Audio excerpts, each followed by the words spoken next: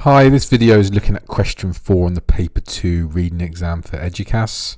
So remember, you get 6 questions on the paper 2 reading exam, and we're looking at question 4. So the posh name for this is the evaluation question. So remember, with paper 2 reading, you've got 2 extracts to read on the same theme, one from the 21st century, one from the 19th century. The theme of this exam paper is two women 200 years apart saving lives at sea, so like a coast guard. And this is the place it takes place. Question 4, but 200 years ago.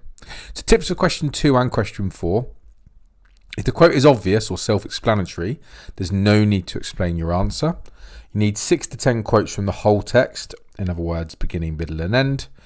Do not use a fragment of the quote, right enough to give context to your point. So a 1-sentence quote is probably what you should be looking to do. And if the writer uses a statistic, they do it for a reason. These are good answers to do, good ones to do answers on. So how to approach question 2 and 4. So it's in quotation marks. So this is literally from the exam board. They say the basic needed for each idea is point and evidence. If the point is quite straightforward, no further analysis is needed. So if you've learnt PEs or PEAs at school or at college, if it's an obvious quote, there's no need for the final E. So there's no need for the explanation or the analysis. However, more perceptive points will usually need more explanation and develop. So in other words, if the quote is simple, obvious, self-explanatory, don't bother explaining it. If it's not simple or obvious, do a little bit of a deep dive, explain it for the reader. Okay, so you get 2 types of question 4.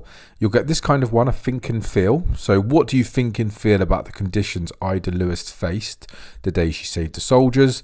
And then you get this kind of one as well. The newspaper article paints a vivid picture of the difficult conditions faced by Ida and her brother on the day they rescued the soldiers.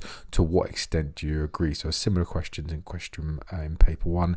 You will probably get option B. So you'll probably get an evaluation one where you have to agree to some extent. My advice with these questions is you do never disagree. The exam board has specifically picked the paper. They want you to agree. It's up to you what extent you agree to, but you should be agreeing.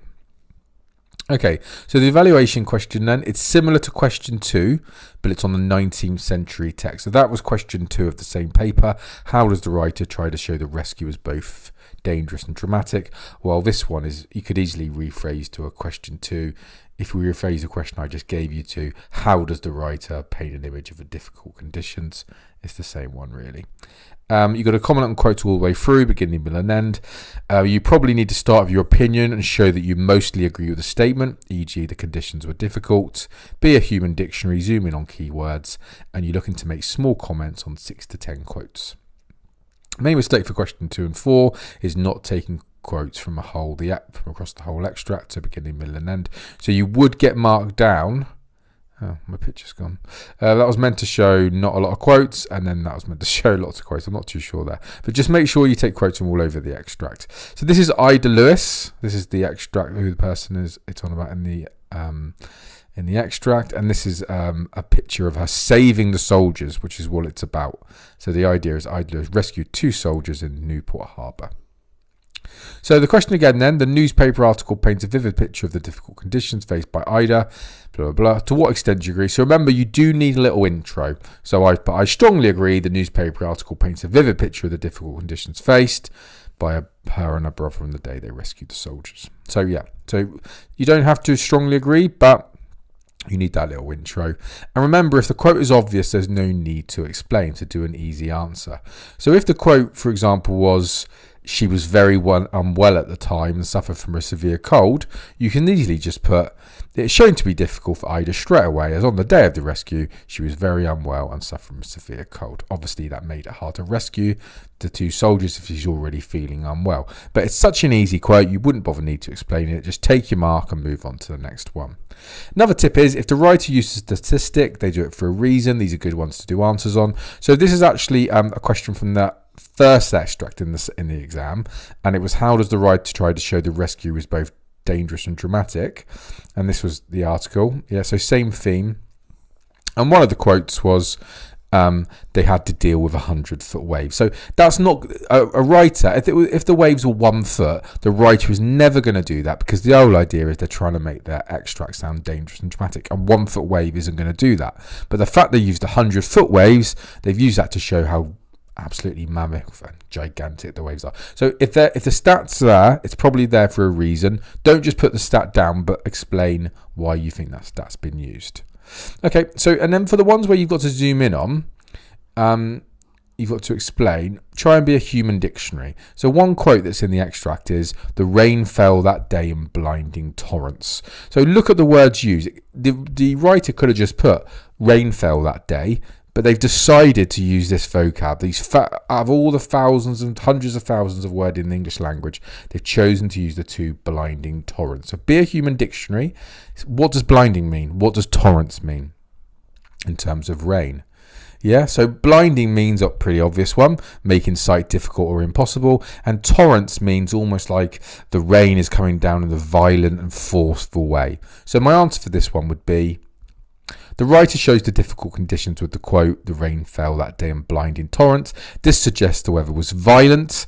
It also meant it was very difficult for Ida to see the soldier. So I've explained why the writers used blinding. I've explained why they've used torrent. So if I put that into an answer again with my bit of annotations and labels, I've got the focus of my question in green, it's difficult conditions. I've got my quote in yellow, and in my blue, I've got the effect on the reader. That torrent means the water was violent, and blinding means it was very hard for Ida to see them. Okay, so if you want to read the complete article, I'm sort of just going to skim it down to maybe half of it. If you want to read the real exam paper, it's November 2023. So if you just go onto Google, type in November 2023 paper 2 reading exam, you'll find it very easily. Okay, so I'll read it through and think to yourself, what are the difficult conditions she's faced? It's not just weather, by the way, it can be any difficult conditions.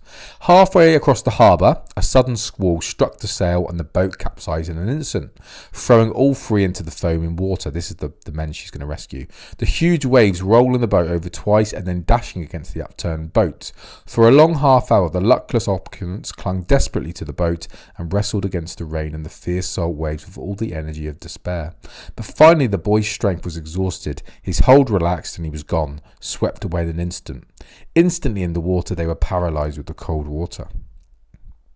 Fortunately for the two men, Ida's mother, looking out to the sea from the lighthouse, had seen the perilous situation the soldiers were in, clinging to the small boat in an exhausted condition.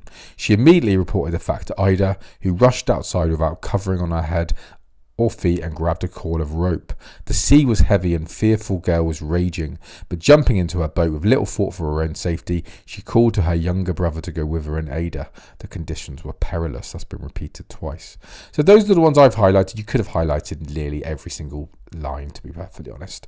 So see if you can do with this sort of question. You're looking for 10, but I've cut this down. So see if you can find 4 or 5, with at least maybe half of them being easy ones where you don't need to comment on. Remember, that's the trick to this exam.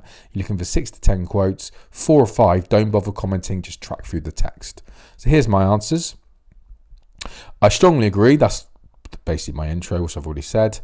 Instantly, the writer shows the difficult conditions Ida has to face as a sudden squall struck the sail and the boat capsized in an instant.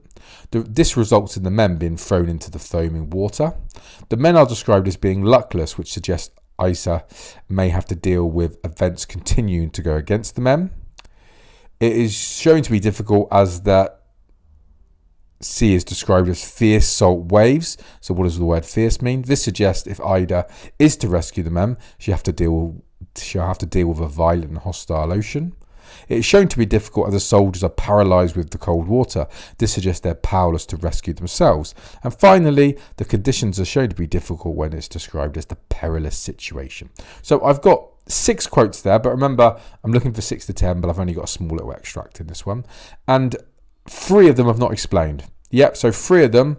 The first one is shown to be difficult as a sudden squall struck the sail and boat capsized. And I don't need to comment on that. It's such an easy quote. Just take your mark and move on.